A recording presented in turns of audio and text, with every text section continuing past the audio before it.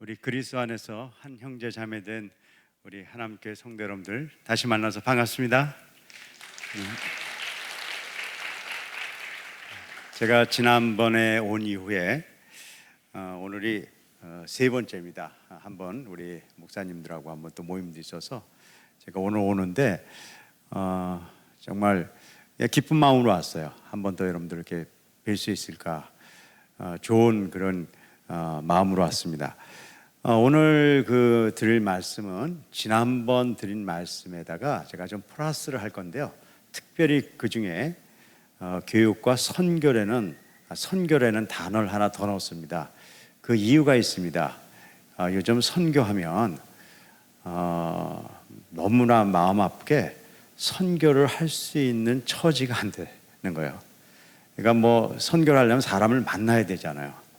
근데 외국인이 지금 다른 나라에 가서 그 나라 사람들을 만난다. 그것이 거의 불가능한 시대가 되어 있습니다. 그러다 보니까 선교가 매우 위축되어 가는 것처럼 보여지고 이러다 우리가 선교를 할 수 있는 것인가 그런 우려가 들기도 합니다. 하지만 오늘 이 시간에 그렇지 않다는 것들을 여러분들하고 좀 나눴으면 좋겠어요. 이런 어려운 시기일수록 또 우리가 불가능한 것처럼 보일 때일수록 하나님의 능력이 더 드러나게 되어 있습니다. 그런 의미에서 이런 시대에 우리가 선교라는 그 입장을 한번 다시 바라봤으면 좋겠다 생각해서 오늘 교육과 선교 이렇게 제목을 정해 봤습니다.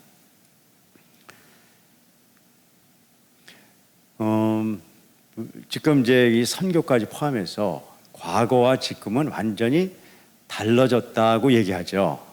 옛날에는 뭐든지 정확하고 또 아주 열심히 일을 해야 되고 대량 생산을 하고 조직 중심 이런 시대라 그러면 지금은 좀 바뀌어 버렸어요. 정확이 아니라 정직해야 되고 창의력이 있어야 되고 또 교육도 일방향이 아니에요. 양방향해야 되고 인간 중심의 교육이 된다. 이런 얘기를 해요. 이거 얘기 드리려는 게 아니라 지난번에 제가 드린 말씀이 바로 이거였어요. 앞으로 미래 시대에는 특이점이 온다. 제가 드린 말씀이죠. 특이점은 로봇이 기계가 인간을 이겨버리는 점이 온다는 거예요. 그런 건 안 올 줄 알았는데 제가 지난번 자세히 설명했지만 이제 우리가 그 시대에 와버렸어요. 그래서 제가 이런 우스꽝스러운 얘기를 했죠. 이 시대를 준비 못하면 미래 시대, 얼마 남지 않은 미래 시대에는 예를 들어서 공장을 가면 다 로봇이 기계를 다 움직이고 그 공장을 움직여요. 그럼 사람들은 할 일은 없어요. 그래서 사람은 뭘 하는가 봤더니 저 공장 뒤에 가봤더니 개 한 마리가 있어서 그 공장을 지키는데 사람은 그 개밥 주는 일을 한다. 이게 농담처럼 들리지만 농담이 아니라 심각하게 과학자들이 하는 이야기들이에요. 이 시대에 정말 필요한 교육은 무엇인가? 아까 이야기한 거하고 똑같은 이야기예요. 뭐냐면 결국 인간을 만들어야 된다는 것이에요. 그러니까 로봇하고 아무리 우리가 경쟁을 하더라도 로봇보다 수학을 잘할 수도 없고요. 로봇보다 영어 잘할 수 없어요. 로봇보다 독서도 잘할 수 없고요.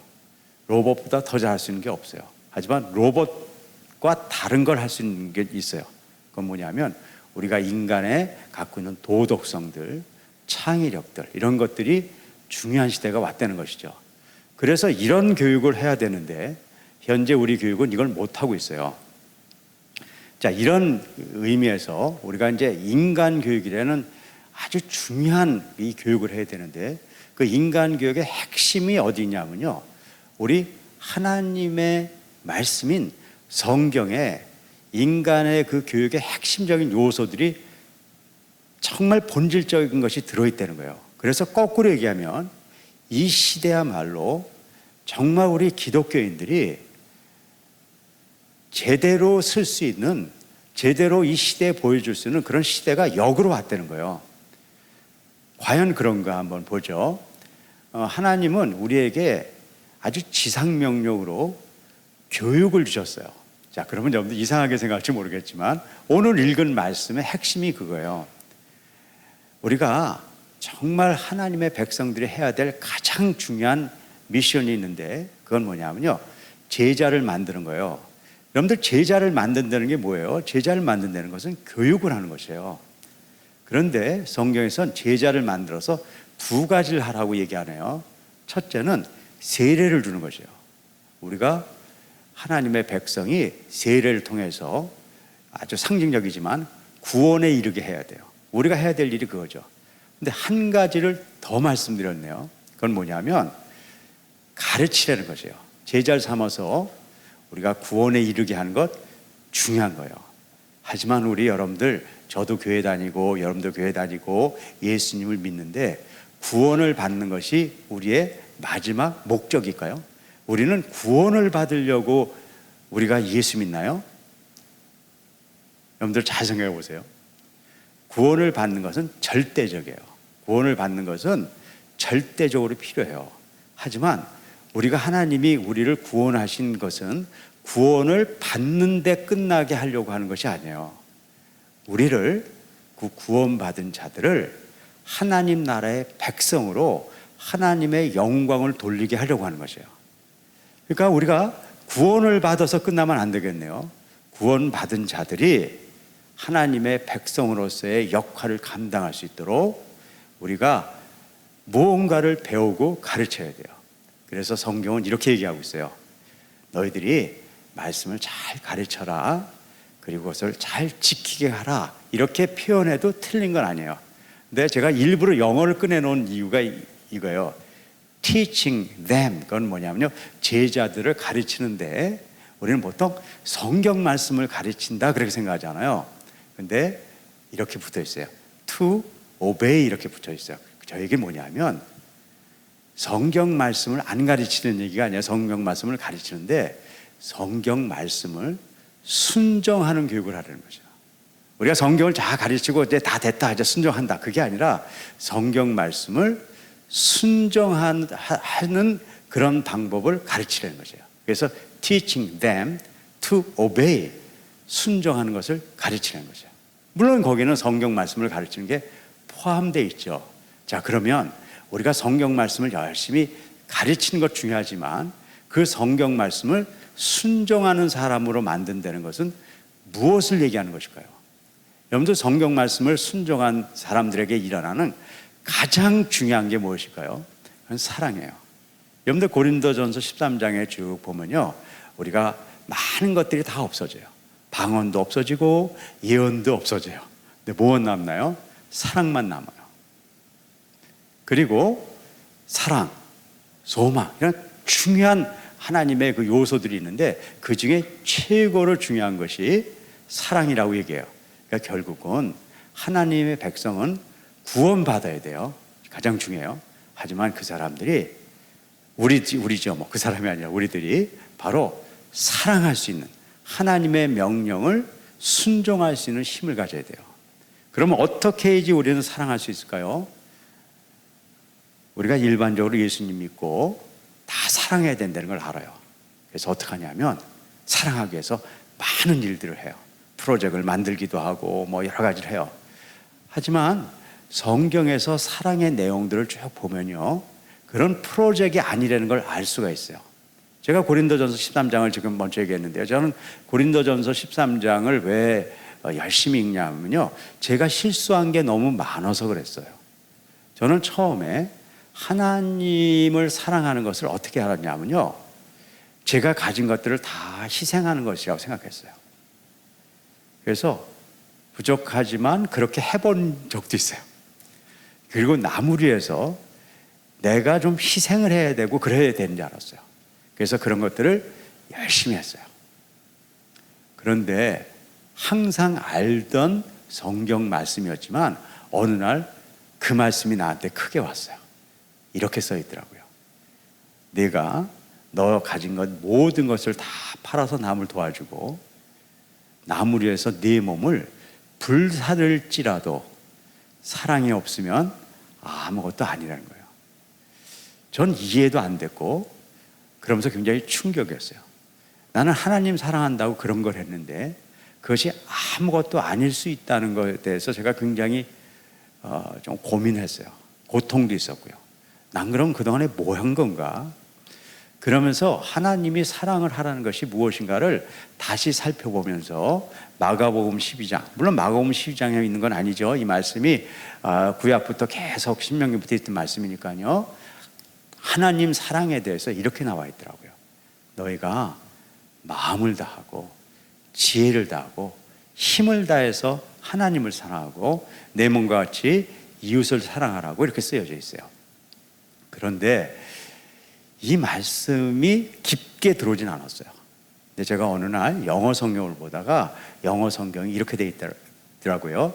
You shall love the Lord your God. 하나님을 사랑하라는 거예요. 근데 그 뒤에 이렇게 붙어져 있었어요. With all your heart. 마음의 힘을 가지고 하라는 거예요. With all your understanding. 지혜의 힘을 가지고 하라는 거예요. And with all your strength. 몸에 힘을 갖고 하라는 거예요. And you shall love your neighbor. 이웃을 사랑하되 as yourself. 네가 너를 사랑한 것처럼 이웃을 사랑하는 것이요. 저는 이웃을 사랑하는 것이 뭐 희생하고 많은 프로젝트를 하고 그런 거라고 생각하고 살아왔었는데 하나님이 우리가 이웃을 사랑하는 방법은 우리의 마음을 다 가졌을 때만 된다는 거예요. 우리의 지혜, 우리의 몸, 나 자신에 대한 바른 인식, 하나님과 인간에 대한 바른 관계를 가졌을 때 사랑이 나오는데 그건 해본 적도 없이 그저 많은 일을 하면 되는지 알고 전 정말 열심히 뛰었어요. 그리고 이것을 깨닫게 되면서 사랑을 하기 위해서는 일단 내 마음이 어떤가 봐야 되겠구나. 그리고 마음을 봤더니요. 제가 무서운 걸 알게 됐어요. 저는 하나님 사랑하고 뛰는 줄 알았는데요. 제가 하나님 사랑한 게 아니라 나 좀 잘나 보이려고 그랬던 모습이 제가 금방 알게 됐어요. 내가 남한테 희생한 것이 하나님에게 영광을 돌린다고 말은 했지만 그렇게 해서 내가 더 돋보이고 싶은 내 마음이 있다는 걸 알게 됐어요. 그리고 하나님의 지혜를 따르기보다는 제 머리를 굴려서 제 생각으로 해온 일들이 너무나 많은 거예요. 그리고 내가 최선을 다한다고 그랬지만 내 속에 있는 탐욕과 게으름들을 발견하게 되고요. 내가 남 사랑하고 다닌다면서요. 정말 귀중한 나 자신과 우리 가족은 사랑하지 못한 내 모습을 봤어요. 제가 많은 일을 한다고 그러면서요. 우리 가족들에게 너무 못된 짓도 많이 한 거예요. 제가 이런 모습을 보면서 하나님이 정말 내가 여태까지 했던 것들이 하나님을 사랑하는 것이라고 여겨주실까 고민했어요. 그러면서 성경을 보니까요. 더 무서운 얘기도 있더라고요. 예수님 이름으로요. 병도 고치고 예언도 하고 뭐 엄청난 일 했는데 나중에 하나님이 모르겠다 그런 것도 있다는 거예요. 그래서 제가 이때부터 내가 하나님의 일들을 하기 위해서는 좀 더 본질적인 이 5가지 요소들을 이해하고 정말 하나님의 사랑이 무엇인가를 찾아보기로 했어요. 이게 지난번에 제가 설명드린 겁니다. 인간이 이 5가지 영역이 깨지기 시작하잖아요. 그러면 모든 일에 문제가 생겨요. 마음이 깨진 사람은요. 공부할 때도요. 결국 못하는 거예요. 인간관계가 깨지잖아요. 선생님이 미워지기 시작하잖아요. 그때부터 그 과목의 성적은 뚝뚝 떨어지기 시작해요. 실제 그래요. 인간이 갖고 있는 이 5가지 요소가 인간들에게 가장 해로운 것인지 제가 알게 됐고 이런 것들은 뭐 학창시절의 문제가 아니에요. 이런 약한 부분들이 내 가정생활을 하거나 직장생활을 하거나 무엇을 하는데도 문제가 있다는 걸 알게 됐어요. 그래서 제가 성경을 계속 공부하면서 이 5가지를 어떻게 하나님 앞에서 해결해야 되는가를 고민하면서 이 5가지 문제를 해결하는 그런 방법들을 찾아내기 시작했어요. 그리고 제가 이걸 5차원 전면 교육이라고 얘기했죠.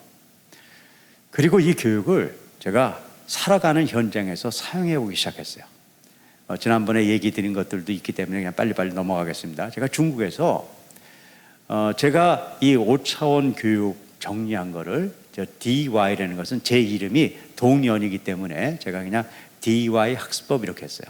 근데 중국에서는 책을 발간하기도 어려운 그런 시기였어요. 그래서 철필로 다 이렇게 등사라고 그러죠. 이렇게 써서 책을 만들고 학생들을 이 5가지를 가르치기 시작했어요. 공부 중요하지만 그것보다 더 중요한 게 이 5가지니까 이걸 해보자. 그러면서 저는 아주 놀라운 일을 발견했어요. 중국 사회는 그 당시 공산주의 사회입니다. 저같이 이렇게 자본주의 사람들이 오면요, 인정하지 않아요. 근데 제가 중국에 가면요, 그 당시 저 사진이 어떻게 있었네요.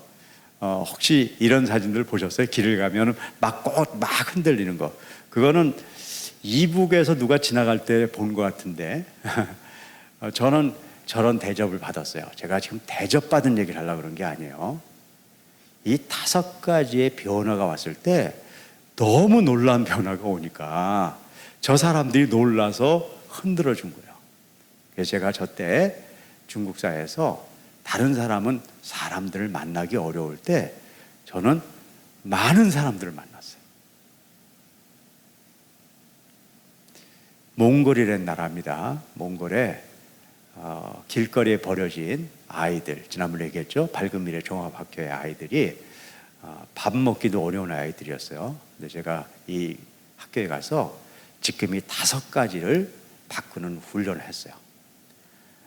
정말 놀라운 일들이 많이 생겼죠. 그 결과 뭐 설명 안 하겠습니다. 지난번에 했으니까요. 제가 이 아이들의 변화 때문에 그 당시 대통령인 바가반디 대통령을 만나고 우리가 이런 대학을 설립할 수 있었어요. 이건 제가 무슨 어떤 뭐 잘났거나 그런 거 없어요. 인간이 이 5가지의 영역을 통해서 변화가 일어나니까 사람들이 대래 요청을 하더라고요. 만나자, 우리 학교도 하자. 그리고 이 학교가 세워지니까 제가 가지도 못한 부리아트, 튜바, 야쿠츠, 시베리아 있는 국가들이에요. 거기에 있는 아이들이 우리 학교에 오기 시작했고, 또 이 아이도 우리 학교 학생인데 고려인이라고 부르는 학생들이에요. 이런 학생들이 10개 나라 이상에서 와서 우리가 교육을 할 수 있는 기회가 생기고, 그걸 통해서 그들에게 또 말씀을 전할 수 있는 기회도 생기고, 그런 경험을 하게 됐어요.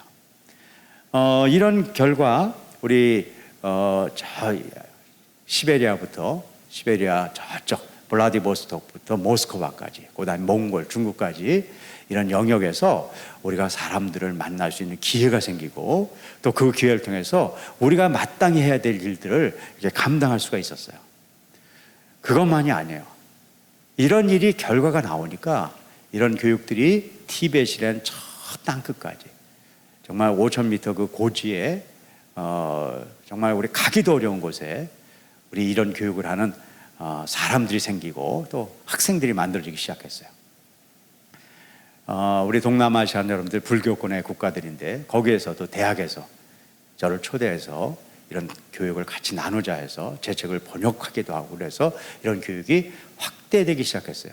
그걸로 끝난 게 아니에요. 아프리카에도 2나라에, 탄자니아와 그리고 르완다에 이런 교육을 하는 학교가 생기고, 우리가 그들을 만날 수 있는 기회가 생겼어요. 전 지금 뭘 얘기하고 그러냐면요, 우리가 무언가를 했더니 우리가 가서 만나는 것도 쉬운 일이 아닌데 그들이 초청해서 만날 수 있는 그런 기회가 오기 시작했다는 거예요. 지난 한 25년간 저는 이런 기회를 통해서 10몇 개 나라에 그들이 요청해서 학교를 만들고, 그런 시스템을 통해서 교육을 하고, 그런 교육이라는 그런 장들을 통해서 우리가 복음을 나눌 수 있는 그런 기회가 생겼어요.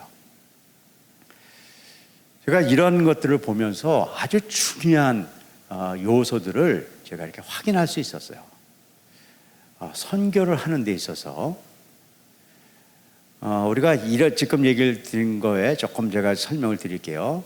저는 학교를 해서 거기에 사람들이 모여서 거기에 우리가 복음을 전하는 그런 교육의 선교의 과정을 만들자, 그런 걸 얘기하는 건 아니에요. 그것도 중요한 역할 중에 하나예요.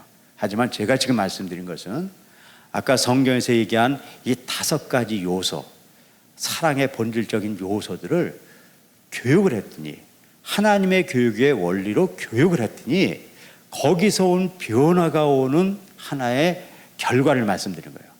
그래서 우리가 선교를 하기 위해서 여러 군데 학교를 세우고 교육을 하고 그렇게 하는 이야기를 넘어서서 우리가 하나님의 교육의 원리로 교육하는 것이 필수적이라는 것이에요.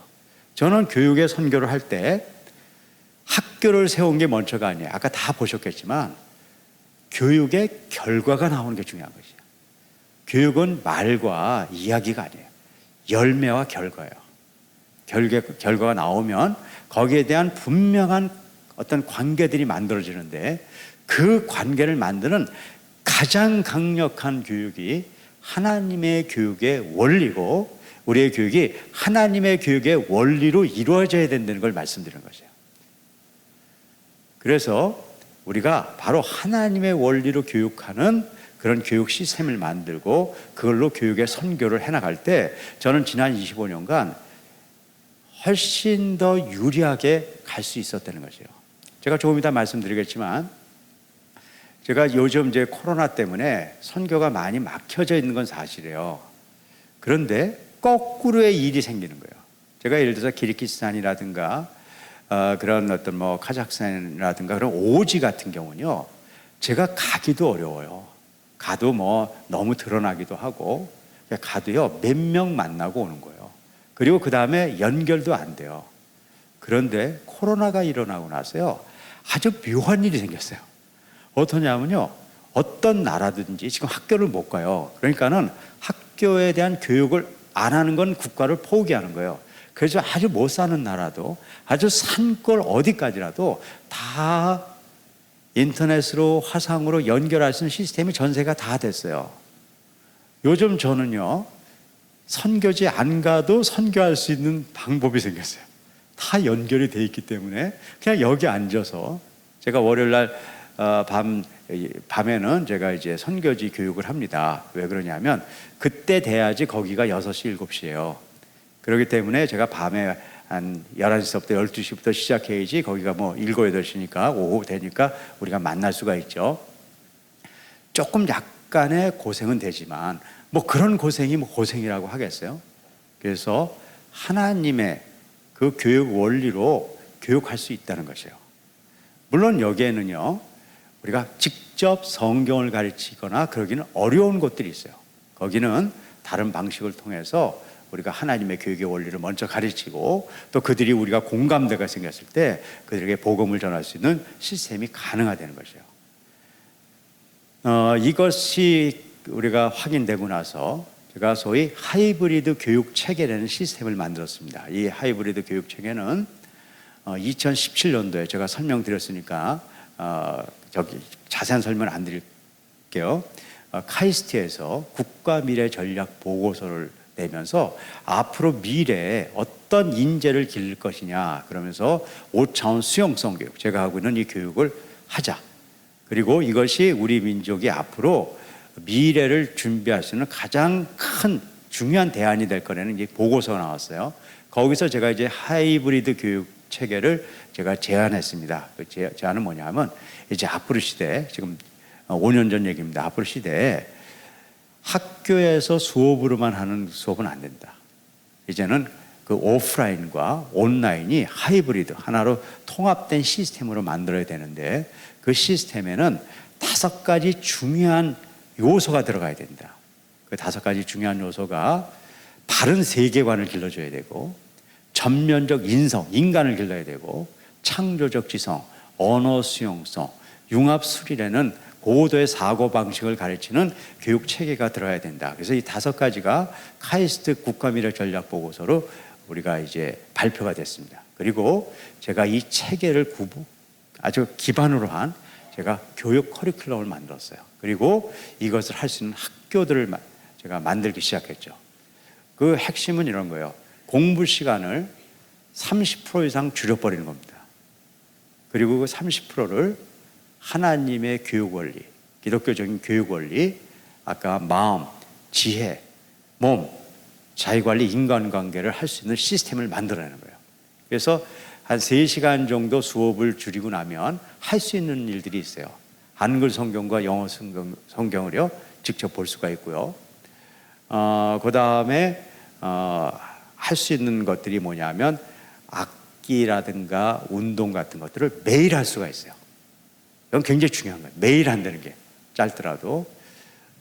그렇게 해서 성경 읽기와 악기, 이 운동을 하는 이런 시스템을 매일 하게 하니까요, 다른 학교보다 공부 시간이 한 3시간 정도 줄어버리는 거예요. 하지만 이것을 잘 만들었어요, 이 시스템들을. 그래서 창조적 지성이라는 것은 아주 이해 능력을 2배 이상 드리는 거고, 언어 수용성이라는 것은 외국어들을 자유롭게 할 수 있는 그런 능력을 길러주는 거고, 융합술이는 아주 고도의 생각하는 방법을 가르쳐 주는 거예요. 여기서 또 한 1시간 정도 뺏겨요. 그러니까 일반 학생보다 4시간들 이렇게 뺏기고요. 또 이런 걸 기반으로 해서 나머지 시간을 가지고 학과 공부를 하는 시스템을 만들었어요. 처음에 이렇게 만들었을 때, 와, 이거 너무 좀 과한 거 아닌가. 학교를 이렇게 운영해서 될 수 있는가. 하지만 어쨌든 그런 학교를 세우기 시작했습니다. 일단 먼저 한국에 세웠고요. 학생들을 뽑았는데요. 정말 놀라운 결과가 나왔어요. 자세한 말씀은 나중에 드리더라도요, 정말 이 짧은 1, 2년 동안에 아이들이 인간적인 변화, 또 성경을 보는 안목도 바뀌고요. 그러면서도 학과 공부에서 하나도 뒤떨어지지 않고 더 올라가는 그런 시스템이 만들어졌죠. 그리고 이것을 온라인 과정으로 또 만들었어요. 우리 학교를 멀어서 못 오는 학생들을 위해서 온라인 과정으로 해서, 이거는 우리 한국뿐만 아니에요. 여기에 참여한 아이들은 태국도 있고 카자흐스탄도 있고 그다음에 캐나다도 있고 여러 나라에서 지금 같이 참여해서 이 온라인 과정으로 우리가 교육을 같이 받고 있어요. 이걸 기반으로 지금 아시아의 몇 개 나라들이 이미 이런 교육에 참여해서 아시아 지역에 우리가 교육을 기반으로 한 선교 시스템들을 우리가 만들어서 지금 운영하고 있고요. 그리고 5년 전에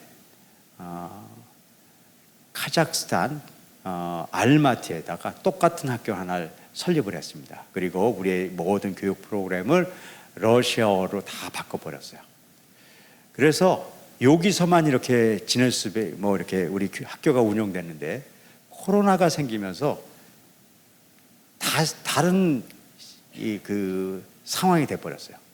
이것이 그런 학교를 만든 그 지역에만 오는 것이 아니라, 이것들이 이제는 다 온라인이라든가 이런 데로 다 이렇게 확산되다 보니까 러시아 전체에서, 러시아 몇몇 군데에서요, 우리는 알지도 못했는데 연락이 와서 이런 교육을 받을 수 없는가.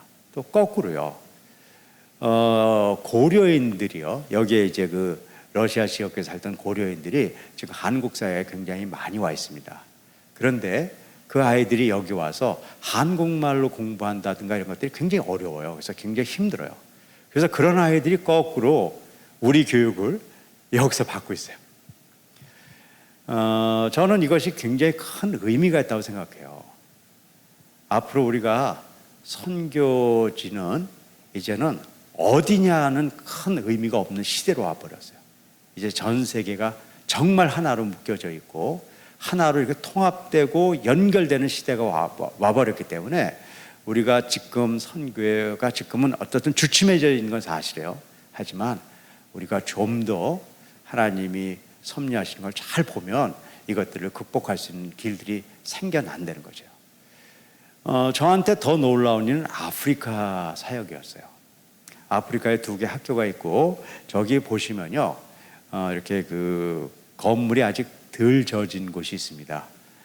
그것이 바로 우리 앞으로 이 오창훈 교육을 할 그 건물 중에 하나인데요. 아프리카에 왜 이런 일이 생겼을까 보니까요, 제가 오늘 아프리카에서 자료를 좀 보내달라고 하는데 아직 받지 못했습니다. 오늘 아프리카에서 이상한 일이 생기기 시작하는 거예요. 정말 여러분들 이렇게 이렇게 긴장하고 들으셔야 돼요. 어떤 일이 생겼냐면요, 여러분들 영국이요, 기독교가 대단한 나라였잖아요, 그렇죠? 그런데 지금 영국에요, 교회 목사님들이 별로 없어요.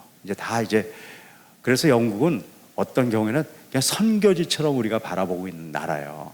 그런데 거기에 목사님들이 어떤 분들이 와서 지금 설교를 하냐면요, 아프리카 사람들이 와서, 아프리카에 계신 목사님들이 와서 영국에서 설교를 해요. 왜냐하면 지금은요, 아프리카는요, 기독교가 폭발적으로 늘어나요.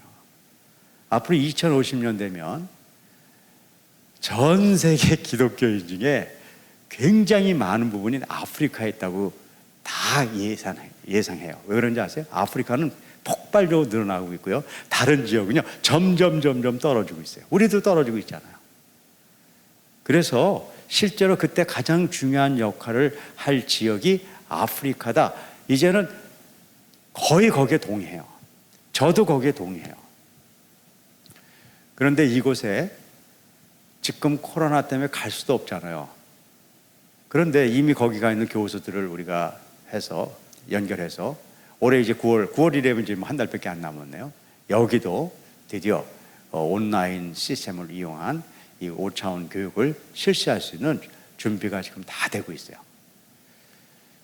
아프리카는 아까 말씀드린 대로 앞으로 기독교의 가장 중요한 주축이 될 것이에요. 우리 한국 기독교인들이 기도 많이 하고 또 관심을 갖고 봐야 될 것들입니다. 그래서 여기에서 이제 배출된 목사님들이 영어들을 거의 완전히 하니까 뭐 얼굴을 봤을 땐 다 미국 분 같죠. 뭐 아프리카 사람인지 미국 사람인지 어떻게 알아요? 그리고 영어 퍼펙트하게 하고 또 정말 최선을 다하고 열심히 하시는 분들을 중심으로 해서 앞으로 기독교의 이 선교의 핵심은 아프리카를 우리 가서 선교하는 게 아니라 아프리카에 있는 사람들이 전 세계를 선교하는 그런 시대에 우리가 와 있게 됐다는 거죠. 그런 의미에서 지금 선교가 자꾸 위축됐다고 이렇게 우리가 바라볼 수도 있지만 역으로 생각하면 선교는 새로운 장을 지금 만들어가고 있어요. 여러분들이 그것들을 바라봐야 되는데 거기에 우리의 역할이 있다는 거예요. 지금 저는 우리의 역할을 얘기하는 거예요. 우리 역할. 제가 하나 이제 말씀드릴게요. 이 진리의 빛이라는 것은 제가 세운 학교의 교가입니다. 이 교가를 지면서 진리의 빛 임하여 이 땅을 비추니 이 민족이 하나 되어 열방을 섬기리. 그러면서 우리 어떻게 열방을 섬기냐에 대해서 교가에다 적어놨어요. 개마고온 자락에서, 천산의 빈벽에서, 아라랏의 기슭에서. 아라랏 하면은 우리 노아 방주가 올라갔다고 얘기하는 곳이죠. 바이칼의 호수에서, 사하라 사막 속에서, 아프리카 킬로만자로 기슭에서 이웃을 위해 임원 바치리. 이렇게 제가 교가를 줬는데요. 이 교가를 처음 들은 분들이 원 박사님 너무 과장된 거 아니냐. 이게 20년 전에 제가 학교 교가를 지은 것입니다. 아니, 지금 시골에 있는 조그만 세인고등학교라고 전북에 있는 완주에 있는 아주 작은 학교예요. 학생 40명 되는 학교를 학생들 졸업시키면서 뭐 개마고온이 어떻고 천선이 어떻고 막 이런 얘기를 했어요. 그런데 제가 오늘 이렇게 말씀드리는 이유 중에 하나는 저도 기적을 봤기 때문에 그래요. 지금 이 20년 전에 그냥 생각만 하면서 이렇게 적었던 교과의 이 장소에요. 학교가 다 서 있습니다. 킬로만자로, 우리 탄자니아 연합대학교, 사하라 사막 가까운 우리 르완다 연합대학교, 바이칼 몽골 국제대학교, 천산, 카자흐스탄 DGA, 개마고온, 아시는 대로 우리 북한에 제가 있던 중국 연변과학기술대학을 뿌리로 해서 우리 평양과기대라든가 여러 대학들이 이렇게 생겨 있죠. 저는 굉장히 충격이었어요. 우리는 아무것도 할 수 없을 때, 아무것도 아닐 때 하나님은 엄청난 일을 하시는 거예요. 우리가 지금 그렇게 보여요. 지금 눈에 보이는 것도 없고 어떻게 보면 다 가로막힌 것 같아요. 저도 선교사로서 오래 있었던 사람 입장에서 봤을 때 지금같이 답답함을 느낄 때가 없어요. 제가 12년 동안에 제가 630번의 비행기를 타고 돌아다니는 사람이거든요. 근데 지난 3년간 제가 뭐 비행기는 무슨 비행기예요? 뭐 공항에도 못 나가는데요. 그런 입장에서 우리의 할 일들은 다 없어진 게 아닌가 그렇게 생각했지만 결코 그렇지 않다는 거죠. 우리가 마땅히 해야 될 일이 있고 마땅히 해야 된다는 것이요. 바로 그것이 글로벌 교육 공동체를 구축하는 것이 가능하다는 거예요. 그동안에 제가 여러 나라 다니면서 많은 활동들을 했지만 아주 작은 일밖에 할 수 없었어요. 지금도 마찬가지고 앞으로도 뭐 큰일이 일어날 거라고 생각하지는 않아요. 하지만 우리가 거기서 일하는 수많은 사람들, 그분들이 선교사든지 아니면 거기 현지 사람이든지 이제는 시간과 장소의 그 벽을 넘어서서 그들과 어떤 거라도 할 수 있는 시대가 왔다는 것이에요. 근데 그 중에 가장 중요한 게 뭐냐면 하나님의 교육 방법으로 그것이 가장 강력한 우리의 삶의 힘이 된다는 것을 보여줄 수 있다는 것이에요. 혹시 이걸 오해하면 우리가 하나님의 교육을 하면 뭐 공부도 잘해지고 좋은데 뭐 취직도 잘하고 남들보다 더 뛰어나고 그런 거라고 여기진 않으실 거라고 봅니다. 제가 아까 여러분들 찬양하는 걸 보면서 우리가 쓰러지고 실수하고 잘못하고 그게 우리의 인생이에요. 저는 하나님의 교육으로 승리한다는 것은 남들보다 뛰어났다고 얘기하는 것이 아닙니다. 어떤 고통과 아픔 가운데서도 그 가운데 하나님이 주신 섭리와 하나님의 놀라운 그 은혜가 그 안에 있다는 것을 깨닫고 이겨나가는 것을 이야기하는 것이에요. 그리고 그런 것들이 실제로 지난 25년간 이런 오차원 교육의 현장들에서 일어났어요. 가장 어려운 아이들이, 어떻게 보면 포기해야 될 아이들이 일어나서 기적들을 보여주는 거거든요. 그들이 뭐 공부 잘하고 뛰어난 그런 기적을 얘기하는 것이 아니에요. 그런 어려운 아이들이 진짜 어려운 아이들을 이해하고 그들과 같이 가려고 하는 거예요. 저는 가장 지금 중요한 선교가 그거라고 봅니다. 하나님의 백성들이 실수하고 잘못하고 넘어지지만 하나님의 그 놀라운 섭리 가운데 거기에 무너지지 않고 쓰고 있는 현장의 모습들을 우리가 같이 나눌 수 있다는 것이에요. 그런 의미에서 우리 모두가 이런 오차원 교육의 원리에서 얘기한 그런 어떤 교육의 원리라고보다 하나님의 말씀에서 이야기한 이 5가지 원리, 우리가 잘못된 마음들이 무엇인가 살펴보고 그것을 바꿔보려는 우리의 노력, 우리의 지혜가 정말 세상 지혜나 쫓아가려는 그런 것이 아니라 세상 지혜가 아무리 그럴듯하게 보이더라도 그것을 포기하고 하나님이 이야기하는 진리로 찾아가 보려는 우리의 그런 노력들, 그리고 탐욕과 게으름에서 하나님의 은혜를 바라보면서 우리가 가려는 그런 하나님이 주신 용기들, 그리고 나를 사랑해 보려는 그런 마음들, 그리고 우리가 이 세상에서 우리만 사는 것이 아니라 하나님이 허락하신 이 지체들과 같이 살아가려는 우리의 분투들이 이제는 내 자신, 내 가정에서만 일어나는 일이 아니라 그것들이 우리가 같이 공유하면서 놀랍게도 전 세계와 공유할 수 있는 시대가 와버렸다는 것이에요. 제가 우리 디아 글로벌 학교에 온라인 학교를 지금 줌으로 하고 있습니다. 그런데 여러분들 들어보셨을 거라 생각해요. 메타버스 시대가 왔다고 얘기해요. 특이점하고 비슷한 거죠. 메타는 가상이고 버스는 유니버스에서 우주라는 거예요. 그래서 가상 공간에 우주가 만들어졌다는 거예요. 그래서 제가 이 메타버스로 만들어져 있는 시스템들이 해외에 좀 개발된 게 있어요. 그래서 제가 학교를 그걸로 만들었어요. 그래서 학생들을 글로 초청해 봤어요. 그랬더니요, 출석률이 쑥쑥 올라가는 거예요. 아이들은 그런데 아주 어떻게 표현해야 될까요? 익숙해요. 그래서 제가 조금 자랑을 했다가 아까 우리 목사님하고 얘기하다 보니까요, 와, 이번에 우리 여러분들 교회에서도 청소년 모임할 때, 그 청년인가요? 학생들 모임할 때 그 메타버스를 좀 활용했다 그래요. 대단하다고 생각했어요. 저는 그 메타버스가 대단하다고 얘기하는 게 아니에요. 이 시대가 이제 전 세계 어디 있더라도 옆 공간에 있는 것처럼 우리가 같이 만날 수 있는 시간이 됐다는 거예요.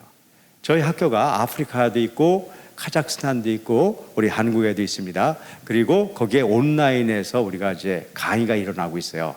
근데 내년부터는 어떻게 되냐면요, 그 가상 공간에다가 그 학교를 다 모아 놓을 거예요. 그럼 우리 한국에 있는 학생들이 이제 그 학교에 와서 한국 반에 들어갑니다.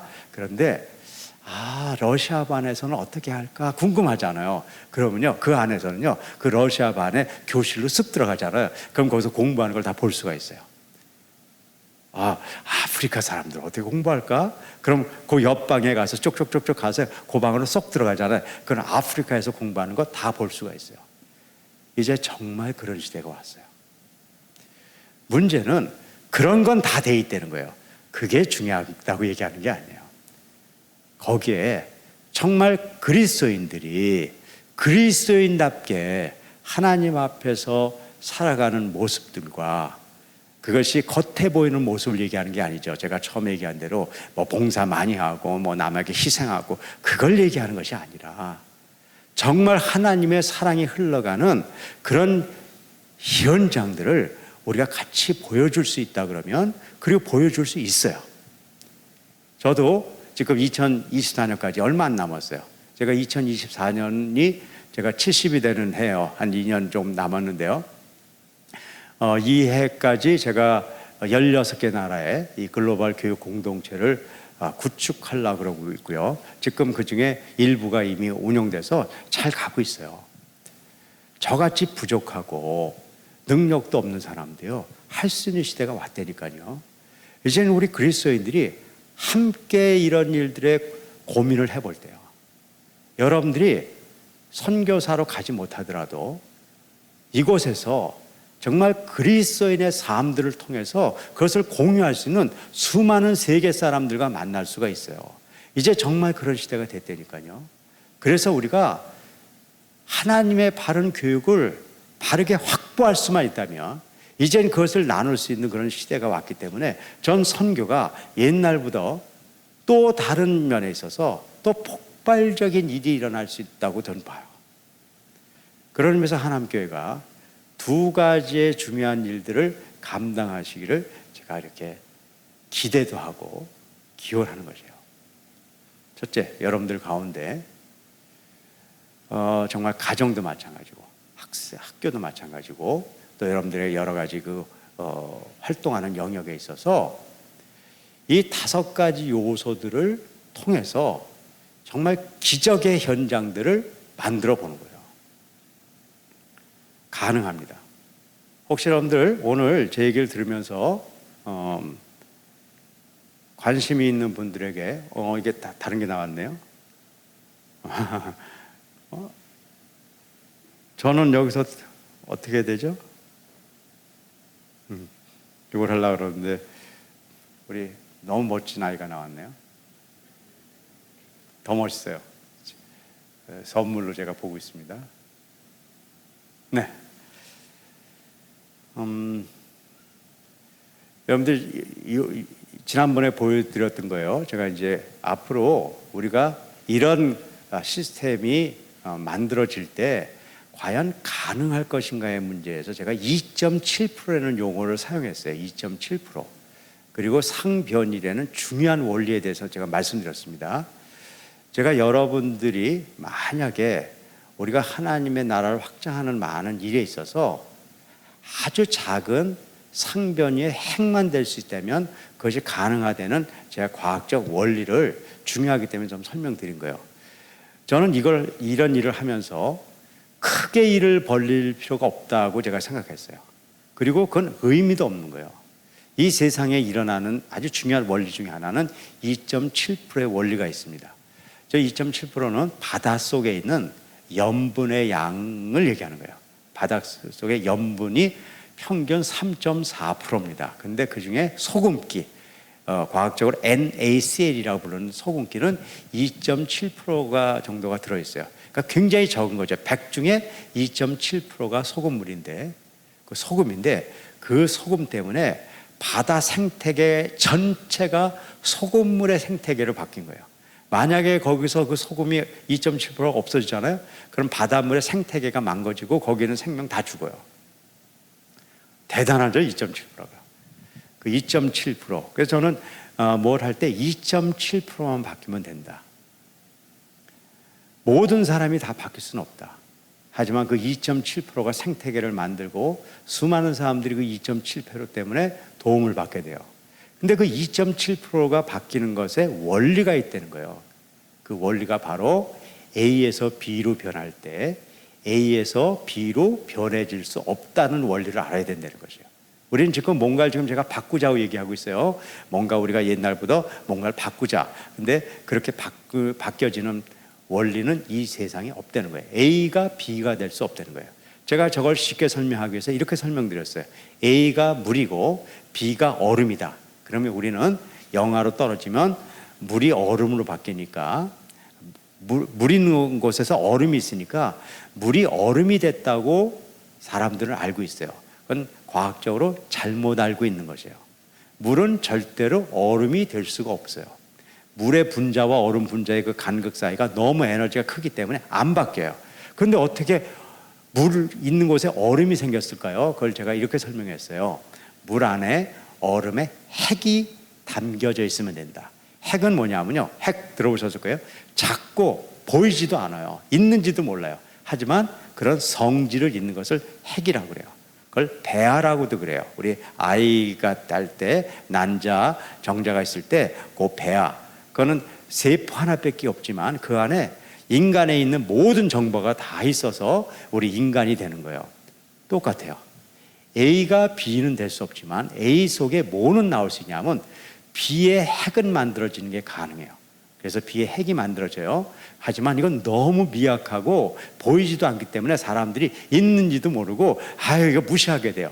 하지만 놀라운 일이 생겨요. 그 핵만 있으면 기온이 영하로 탁 떨어지잖아요. 그럼 그 핵이 성장하기 시작해. 점점 커져가지고 어느 날 물을 다 잡아먹고 얼음이 돼버려요. 물이 얼음이 되는 게 아니에요. 얼음의 핵이 물을 잡아먹고 얼음이 되는 것이에요. 똑같은 일이에요. 지금 우리가 이 세계에, 이 세상에 하나님의 일들을 감당하는 일은 우리가 할 수 있는 일은 하나도 없어요. 우리가 뭘 하더라도 변화되지 않아요. 저도 지난 25년간 안 건 그거예요. 제가 아무리 열심히 하더라도 어떤 것도 변화시킬 수 없다는 거예요. 하지만 시간이 지나서 놀라운 변화가 일어나 있어요. 그게 어떻게 되는가 봤더니 과학자로서 저는 그거 아는 거예요. 우리는 하나님이 해야 될 그 작은 보이지도 않는 그런 아주 작은 것밖에 우리는 갖고 있는 게 없는데 어느 날 하나님의 때가 돼서 온도가 영하로 내려가잖아요. 그럼 이것이 성장할 수 있어요. 우리가 성장하는 게 아니에요. 그 외적 요인이 성장시켜주는 거예요. 성장해서 어느 날 가보면 놀라운 변화가 일어나고 있다는 것이에요. 저는 그런 의미에서 우리의 변화가 작은 눈에 보이지 않는 변화가 일어나야 돼요. 부모들이 변화가 일어나야 돼요. 크리스찬 부모들이 자식을 정말 인간으로 바라볼 수 있어야 돼요. 하나님의 자녀로 바라볼 수 있어야 돼요. 근데 우리가 정말 그렇게 바라보고 있나요? 우리가요, 자식 교육한다 그러면서요, 우리가 실수하는 게 있잖아요. 하나님한테 기도해요. 하나님, 내 아이를 온전히 하나님에게 맡깁니다. 기도 끝나고 나서 바로 잔소리해요. 그럼 우리의 기도는 뭐예요? 그리고 아이를 내가 갖고 있는 어떤 바람을, 내가 마음속에 원하는 것들을 이루기 위해서 아이들을 글로 끌고 가진 않나요? 우리 아이는 우리가 끌고 갈 처지가 아닌 거죠. 하나님이 정말 우리에게 허락한 아이고 하나님이 원하는 대로 아이들이 가야 돼요. 근데 우리는 정말 그렇게 아이들을 기르고 있나요? 하나님의 백성으로서? 우리 가정에서 정말 남편이 생명을 걸고 아내를 사랑하나요? 아내가 남편에게 조력하고 그에게 순종을 통해서 아이들에게 순종이라는 것이 무엇인지 보여주는 것들을 우리가 하고 있나요? 부모가 아이들을 노엽게 하지 않는 그런 일들이 진짜 일어나고 있는 건가요? 아이들은 부모에게 순종하는 그런 아름다운 모습들을 우리가 보기나 하나요? 우리가 매일 말로만 하지만 그런 일이 안 일어나잖아요. 그렇죠? 하지만 그런 일이 우리 스스로 만들어 갈 수도 없고 되지도 않아요. 하지만 놀라운 일은 하나님의 복음의 씨앗들, 또 우리의 이런 하나님의 그 놀라운 그 은혜들을 통해서 보이지 않는 것 같은 핵들이 우리한테 생기잖아요. 그런 변화가 일어난다니까요. 그걸 우리가 경험해야 돼요. 제가 요 밑에 diadywona gmail.com 저기 번호를 드렸습니다. 혹시 오늘 제 말씀을 듣고 나 우리 가정에 좀 변화를 좀 시켜보고 싶다, 그런 분들 연락을 주세요. 그럼 제가 부모들 교육하는 교육들이 있어요. 그런데 그냥 프리로 참석할 수 있어요. 한 8주 정도 참석할 수 있는 것도 있고요. 그런 걸 저희가 이렇게 소개해 드릴게요. 그리고 아이들도 저런 교육을 해야 되는데 저런 학생들의 교육은 어떻게 하는가, 그럼 궁금하면 메일로 보내주세요. 그럼 저희들이 그런 설명회라든가 그런 것들을 알려드릴게요. 그래서 실제로 저런 것들이 우리 현장에서 어떻게 일어나는가를 살펴보자고요. 제가 오늘 하나님이 이렇게 허락해 주셔서 여기에 제가 왔기 때문에 여러분들에게 정말 간절한 마음으로 이야기하는 거예요.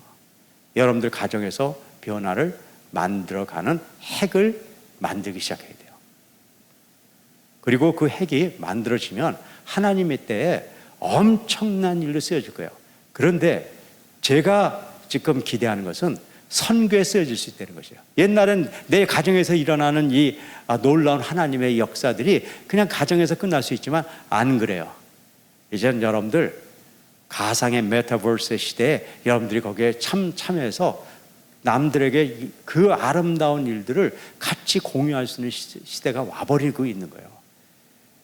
그 시대에 여러분들 교회가 정말 아름다운 역할을 감당해 주셨으면 좋겠어요.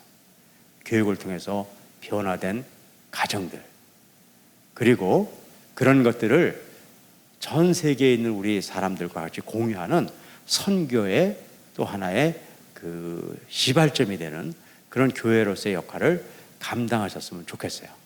다 힘없고 지금 안 된다고 그런 시대인데요, 그렇지 않아요. 저는 지금이 가장 희망적인 시대 같아요. 그래서 사람들이 저보러 좀 이상하대요. 다 안 된다는데 왜 희망을 가질까? 저는 사람들이 안 될 때가 하나님이 가장 강력하게 일하시는 때라는 것을 몇 번의 경험들을 통해서 알고 있어요. 제가 제 시대에 정말 최고로 제가 열심히 했던 시대가 있었어요. 제가 가장 부끄러운 시대예요. 하나님은 저 멀리 가 계시고 저 혼자 북치고 장구쳤던 시기가 있었어요. 하지만 지금도 다 저 힘 빠지고요, 하는 것도 없는 것 같은데 그렇지 않아요. 제가 바닥에 털썩 넘어지니까 하나님이 더 큰 일들을 감당했어요. 전 하나님께 올 때마다 립 서비스라고 보지 마세요. 저는 립 서비스 안 합니다. 어디 가서 립 서비스 하지 않아요. 들어올 때마다 굉장히 이렇게 격한 감동이 있어요. 하나님이 이 교회를 어떻게 쓰실 건가에 대한 기대가 있어요, 사실은요. 여러분들이 내가 뭘 할까? 그런 말씀하지 마세요. 어떤 누구도 인간이 할 건 없어요.